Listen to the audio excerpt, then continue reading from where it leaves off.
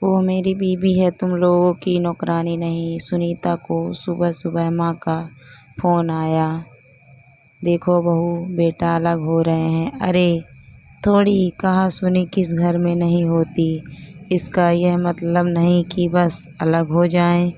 तो सुनीता ने कहा, माँ तुम परेशान ना हो, मैं आती हूँ और भाभी का दिमाग भी ठिकाने लगाती हूँ।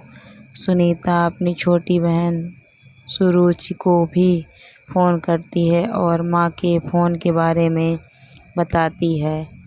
सुमित विमला जी का बेटा है, बैंक में अधिकारी है। इकलौता बेटा होने के कारण उसकी पत्नी ईसा जब से शादी करके आई है तब से सास ससुर के साथ ही रह रही है और सुमित की पोस्टिंग घर से 3 घंटे की दूरी पर है। यहाँ से सुमित हर शुक्रवार या शनिवार को घर आ जाता है और सोमवार को चला जाता है सुबह की पहली बस पकड़कर। आज विमला जी अपने बेटे बहू से अच्छी खासी नाराज़ हैं। जब से सुमित ने कहा है कि वह अपनी पत्नी और बेटे को इस बार साथ लेकर जाएगा।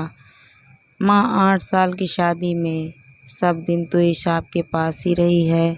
इस बार उसने साथ जाने की जिद की है। मैं क्या करूँ, मुझे तो आप दोनों के लिए ही जीना है ना।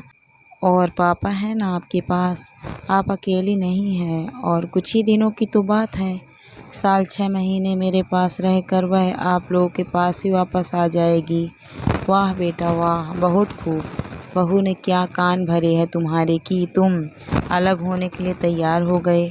अरे छोटे मोटे झगड़े और छोटे मोटे बहस तो हर परिवार में होते हैं, तो इसका क्या मतलब है। तभी सुमित के पिता भी आ जाते हैं और वह कहते हैं, तुम्हारी बीवी को क्या तकलीफ़ है, उससे पूछो, उसका हल मैं निकाल लूँगा, लेकिन इस तरह तुम्हें हमसे छीनने की साजिश ना करे। तो सुमित बोला, पापा कैसी बात कर रहे हैं आप। तब ईसा कहती है, मम्मी जी मैंने यहाँ इन्होंने कब कहा कि हम अलग हो रहे हैं। मैं बस कुछ महीनों का ब्रेक मांग रही हूँ, फिर वापस आ जाऊँगी।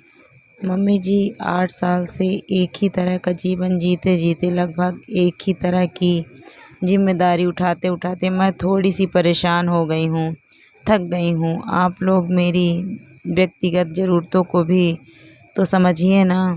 क्या मुझे हक नहीं सिर्फ अपने पति और बच्चों के साथ जीने का, कभी थोड़ा देर से उठने का, कभी कभी नाश्ता बाहर से मंगा लेने का। मम्मी जी पिछले 8 सालों से मैं लगातार आप लोगों के रूटीन निभाती आ रही हूँ और आपकी और पापा की सेवा करती आ रही हूँ। उसी रूटीन से खाना, उसी रूटीन से नाश्ता, उसी रूटीन से पति का इंतज़ार और भी बहुत कुछ। हर शुक्रवार को इनका आना और शनिवार या रविवार को दोनों ननद नंदोई का परिवार के साथ आ जाना, फिर सबके लिए खाना पकाना और फिर सोमवार को इनका जाना। तो फिर मेरी निजी वैवाहिक ज़िंदगी कहाँ है। इस ज़िंदगी में तो सब शामिल है। मैं और यह एक जोड़े की तरह कब जी पाते हैं। तब तक सुनीता और सुरुचि भी आ जाती हैं। घर का माहौल एकदम से गर्म हो जाता है। भाभी तुमने यह क्या तमाशा लगा रखा है। और भैया आप मान कैसे गए भाभी की इस बेवजह की ख्वाहिश को। दोनों ननद तो जैसे ईसा पर टूट पड़ने के लिए तैयार हो गई। मुझे एक बात बताओ भाभी, माँ को इस उम्र में अकेले छोड़कर अलग होने का ख्याल भी तुम्हें कैसे आया। माँ इस उम्र में क्या खाना पकाएगी। थोड़ी कहा सुनी किस घर में नहीं होती। अरे हमने माना कि हम थोड़ा बहुत आपको गुस्सा कर देते हैं, तो क्या आप माँ पिताजी को छोड़ देंगे। तब ईसा बोली, सुनीता दी सासू माँ 56 साल की हैं, स्वस्थ हैं, हर साल कोई न कोई तीर्थ या घूमने की जगह जाती हैं। तब तो आपको माता पिता के अधिक उम्र का ख्याल नहीं आता कि सफ़र कैसे होगा, रास्ते में कितनी तकलीफ़ होगी, कितनी थकान होगी। तब तो ज़िंदगी के पूरे मज़े लिए जाते हैं। उस वक्त मैं अपने बेटे के साथ घर में अकेली रहती हूँ ना।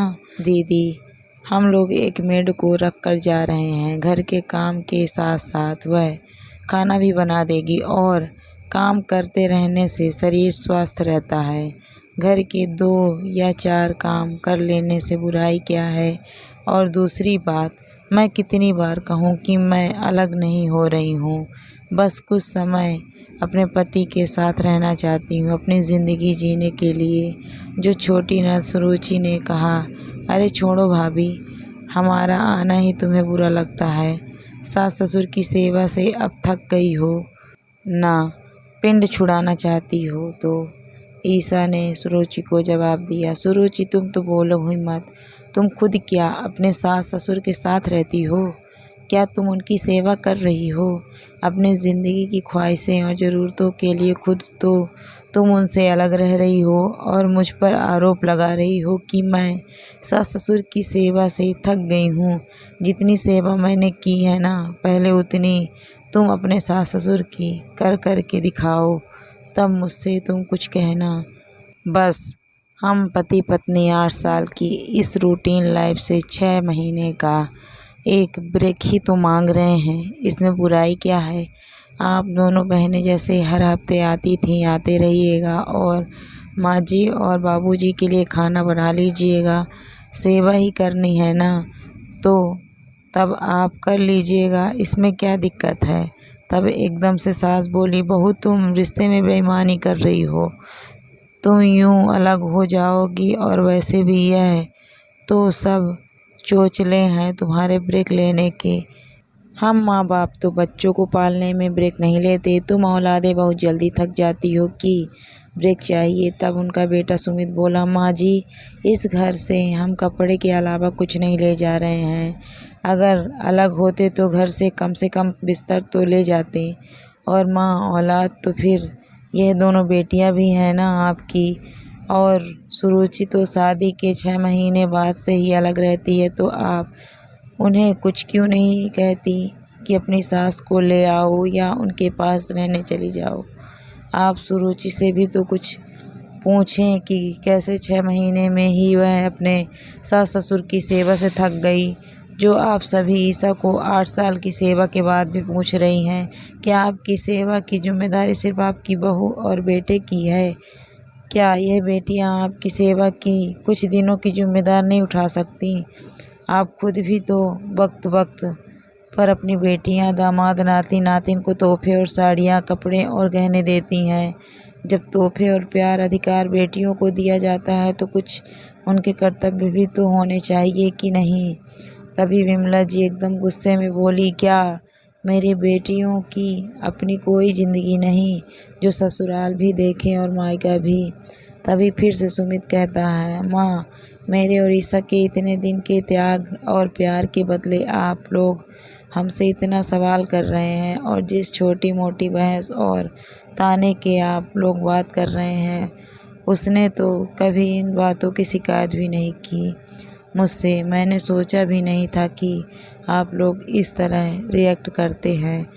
कुछ दिन की अपनी निजी ज़िंदगी ही तो मांग रहे हैं, लेकिन आप सबके व्यवहार से लग रहा है कि ईसा आपकी बहू नहीं, आप लोगों की नौकरानी ही है। उसके जाने से आप लोग उस काम के बोझ से दब जाएंगे जिसे वह आज तक करती आई है और जिस बोझ के नीचे वह खुद दबी हुई है। आज तक क्या उसकी और मेरी कोई अपनी निजी ज़िंदगी नहीं है? माँ बाबूजी, आपको तो खुद कहना चाहिए था। जा बहू, तुम दोनों ने बहुत इंतज़ार किया, अपनी बहुत सारी खुशियाँ कुर्बान की है। जा, मैं खुद कुछ दिन अब घर संभाल लूँगी, बस जल्दी आ जाना। लेकिन नहीं, आप लोगों के व्यवहार से मैं बहुत आहत और आश्चर्यचकित हूँ। शायद आप लोग भूल गए कि ये मेरी जीवन संगिनी भी है, घर वालों की नौकरानी नहीं है कि अपनी सारी खुशियाँ कुर्बान करके बस घर वालों की सेवा ही करती रहे। उसे भी तो अपनी खुशियों को जीने का अधिकार है कि नहीं? और हाँ माँ, मैं उसे लेकर जाऊँगा अपने साथ और कोशिश करूँगा कि जल्दी ही आप लोगों को भी वहीं बुला लूँ, ताकि आप लोगों को भी शिकायत ना रहे और ईशा और मेरे बेटे को भी मेरे इंतज़ार में तपस्या ना करनी पड़े। अब मैं भी अपने परिवार के साथ जीना चाहता हूँ। तब माँ बोली, ठीक है, जब तूने मन बना ही लिया है तो यह पूछने का झूठ मूठ का दिखावा क्यों? तब सुमित बोला, माँ जब आप लोगों से उम्र में इतना छोटे होने के बावजूद हम लोग आप लोगों के साथ एडजस्ट करते हैं, तो आप लोग तो फिर भी हमसे उम्र में इतने बड़े हैं और इतने समझदार, तो आप लोग हम लोगों की भावनाओं को समझकर हमारे साथ एडजस्ट क्यों नहीं करते। जब आपके दामाद आपकी बेटियों के साथ देते हैं तो वह एक बहुत अच्छे हैं, लेकिन जब बेटा बहू का साथ दे रहा है तो सारी पट्टी आपकी बहू ने पढ़ाई है। माँ, यह सोच आपको बदलनी पड़ेगी। और हाँ माँ और बाबूजी, अगर आपको गलत समझना है तो आप गलत समझ सकते हैं, लेकिन हम दोनों जानते हैं कि हम गलत नहीं हैं। हम आप लोगों से अलग नहीं हो रहे हैं, बस कुछ महीनों का ब्रेक मांग रहे हैं और मैं लेकर जा रहा हूँ अपनी बीवी को 6 महीने बाद।